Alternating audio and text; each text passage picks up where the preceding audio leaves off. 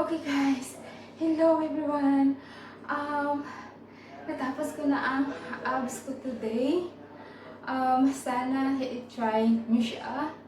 So, oh my god, after a long time ngayon na ako nakapag-workout, hinahabol ko ang breathe. Breathe, MJ.